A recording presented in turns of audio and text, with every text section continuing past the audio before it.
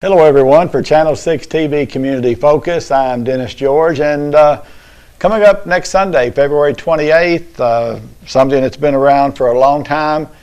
It is the Kiwanis TV radio auction, joined today by Ben Mudd, who is with the Kiwanis Club, and welcome.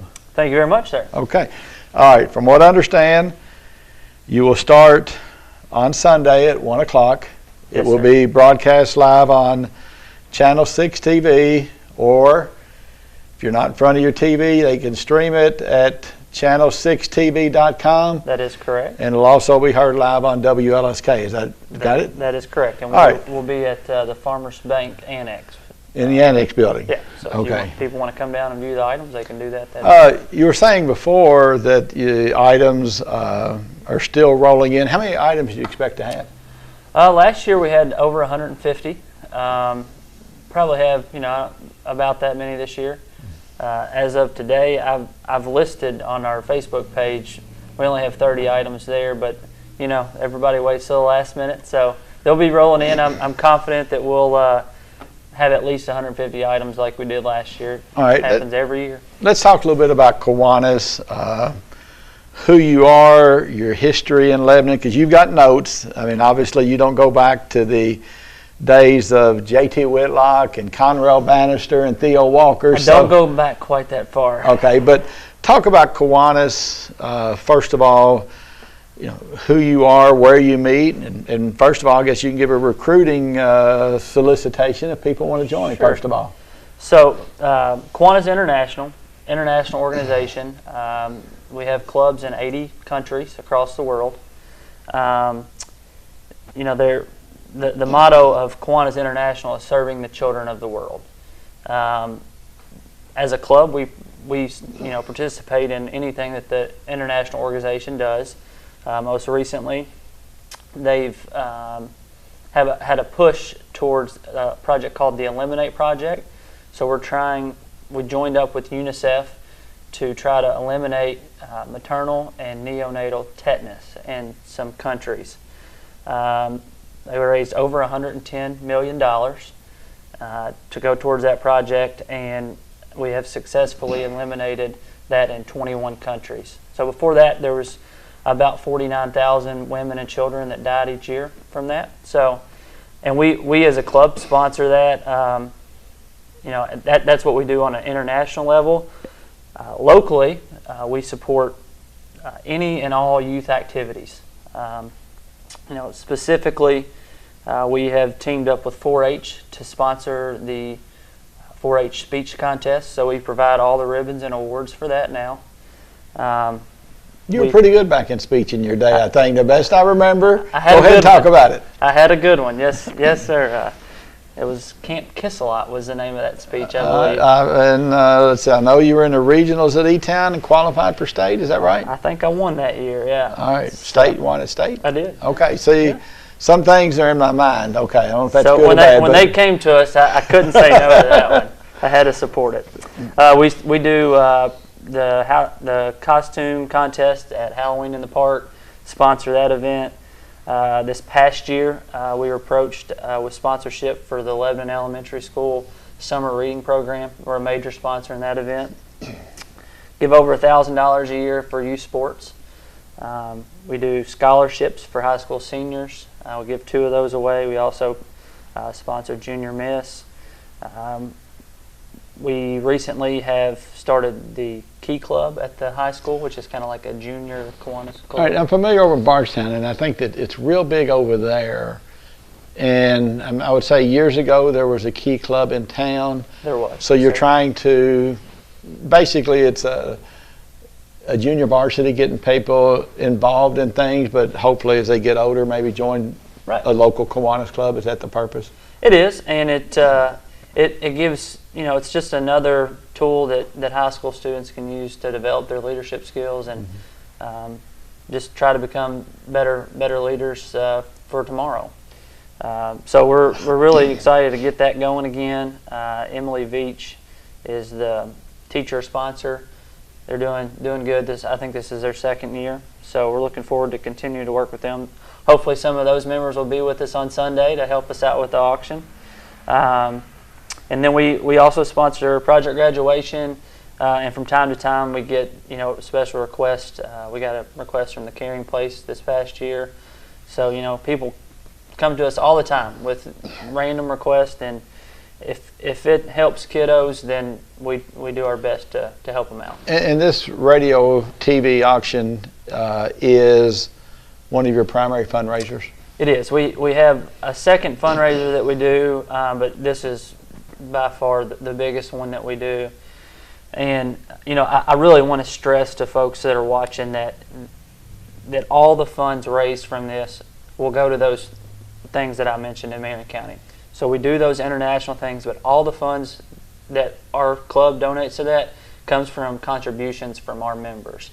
So 100% of the donations that we get Sunday will stay right here. We don't have any kind of administration fees that come out of that or anything. All right, and I know you're saying you only have about 30 items now, and as you said, everybody will start bringing them in, and towards the end of the week, I'm sure, or hopefully they will. Typically, what type of items do you have, and what are your big items and small items? Because there's something for everybody. Sure. I'm going to speak off historical data here, but usually we have longtime sponsor is Phillips Repair. They usually donate either a weed eater, mower, push mower, something like that. So hopefully they'll come through for us again this year. Is that a request? That is a request. If you are watching, please donate. And they may have already been asked. I don't know. Hopefully they have. We also have a fishing trip again this year. Last year we had that. So the details of that are listed on our Facebook page. I believe I'm trying to think of the place in Florida. But anyway, it's an all-day fishing trip for you and your family. It's retail value is over $1,000. We do have a minimum bid of $500. So we sold that last year, and a gentleman went down with his son and did that. That's a pretty big ticket item. We do have a really nice basket donated by Maker's Mark. Something you'd probably be interested in. It's a golf basket. So I've got enough of those. Okay, go ahead. I'm sure you got everything that's in the basket, but check it out. It's got the bottle head cover and towel, and okay, it's got some neat stuff in there. Probably they never do tell us how much it's worth, but I'd say if it's got Maker's Mark on it, it's worth a bunch of money. So probably $150, $200 worth in that basket. All right, you just ruled me out. Yeah, I'm on fixed income, but go ahead. We know better than that. When it comes to golf, there is no budget, right? That's probably about right, yeah. So, and then another thing we've done this year is we've opened it up to just sponsorships, businesses that may not have an item per se to donate. So we have we're calling them hourly sponsors, and so far we got 6 hours that day. I think we've sold 4 of those. So can I thank those folks now? Go for it. Go for it. All right. I'd like to. We're not going to charge them for commercial time either. All right. I would like to thank Springview Hospital, Edward Jones, advisor Adam Poff, State Farm agent Erica Barnes, and then our VIP sponsor this year is going to be Kentucky Cooperage. They've come through the past couple years with some very generous donations, and they will be sponsoring it again this year. So, it's those donations really help out, to make our.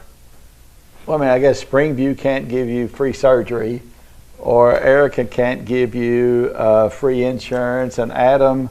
He doesn't get free advice either. Well, free advice nor free money to invest, and the Cooperage, I guess, other than barrels, there's not a lot that they can do. But I guess that helps, like you said, for those people who don't have goods and services, which is primarily what happens. Okay, back in the old days, it was pretty rough, and somebody had a chalkboard and they were keeping up with the bids and everything was on paper. Yeah. You guys have modernized that, I guess, as the next generation has come through. So what will people see on Sunday when they're watching? How does the system work now? So you're right. It used to have everything was handwritten, and they had a board they kept up with it on, and a couple, I guess, of the big things we're doing. We're still using the same phones I think that they had back in was it 1953 when they started. Same phones. But when the biggest thing we're doing now is the Facebook bidding. So we try to put all the items on Facebook. So they can, like I could bid on Maker's Mark's thing right now. You could go to our Facebook page. If I'm on Facebook. Yeah, which Okay. is Lebanon KY Kiwanis Club. Just search that in Facebook. All the items are listed there with their number, the donor, their value. You can comment on those. And the way that works is we'll stop that at noon that day. And that'll become the starting bid for the live auction. So now we have it all, it's got the computers out. We have it all up on a big spreadsheet so we can kind of keep up with what's going on. And that way, this used to be a 2-day event. And we've, because of reasons, who knows why, but it's kind of gotten shorter. So we got to maximize the time that we're on air. And we use the computer to do that. We can track everything that goes in and out. It's just it makes it go a whole lot easier. The items go through a little bit quicker, and we maximize the amount of money that we're getting, which is the overall goal of this whole thing. You streamlined it much better than, well, that thing's been up long enough, take it down and hand me that sheet of paper and this bid, that bid. Yeah. What phone numbers? I mean, I know you'll be giving them out, and as people watch it on Sunday or listen to it, what phone numbers? Do you have those here? I do not have those. Okay. Our phone guy, I'd like to thank him, Mr. Larry. I think it's Cowell. Okay. Is it Caldwell or Caldwell? Cowell. We'll go with Okay. Cowell. He'll come up with that number. He'll have it there Sunday. We'll have it on the screen on Channel 6. And if our folks are doing what they're supposed to be doing, they'll mention it throughout the whole day. So I don't remember what the number was. Okay. How much money do you hope to raise? What do you have a goal in mind? Well, I have a question for you. How much money do you think they made back in 1953 on this auction? $253. 250. Close. If you multiply it by 10. They made $2,500 back then. $2,500 back in 1953. So that was a whole lot of money back then. Wow. So our goal is to raise over $8,000. If we can get it up there higher, then that would be great. But we certainly don't want to go backwards. Right. We've gradually increased over the past 5 to 6 years. I'd love to see that number continue to grow. Hopefully, with these sponsorships, we'll be able to do that. I guess at one time, some of the big items were UK U of L tickets or autographed basketballs. But I think autographed basketballs by current teams aren't allowed anymore, I think. Yeah, we could do that. You still do? Mm-hmm. Okay, because I was under the impression they had to be to somebody. Because I was trying to get an autographed picture from David Shaw, coach at Stanford, to give to a friend of mine. And I was told by my son that it has to be to someone, so it couldn't be done. Oh, really? Okay, but I better not say that in case you're doing something illegal. We don't have any. Okay. But I know we've had. We did a basketball a couple of years ago, and I guess, to your point, it wasn't that current team. It was people that had already graduated. It was a bunch of UK players that were in the NBA. But those kind of items were always very popular as well. Yeah. Okay. We've had, if you name it, I think they've probably auctioned it off at one point. And, we take food items. People bake cakes.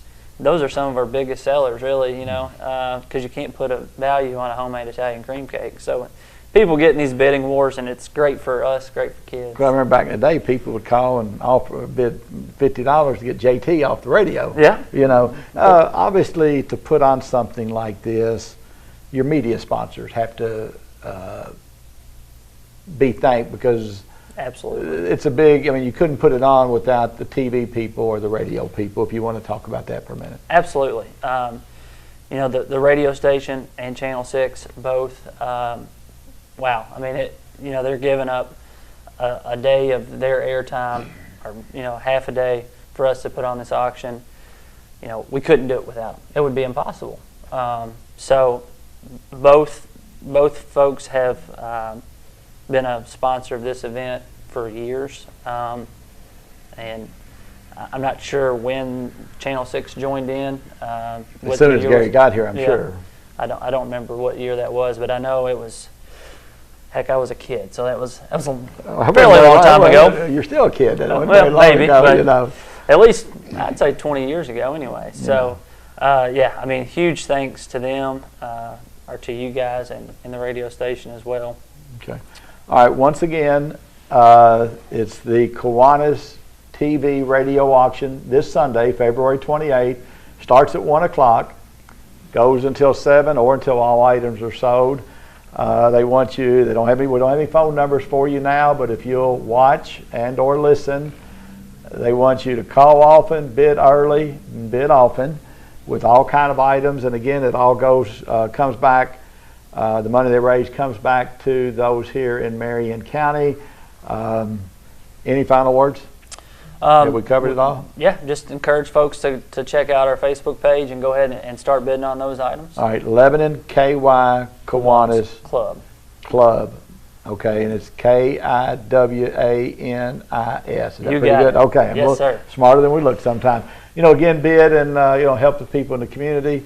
Ben, thanks for joining us today. Thank you very much. Thanks for having me. And for Channel 6 TV Community Focus.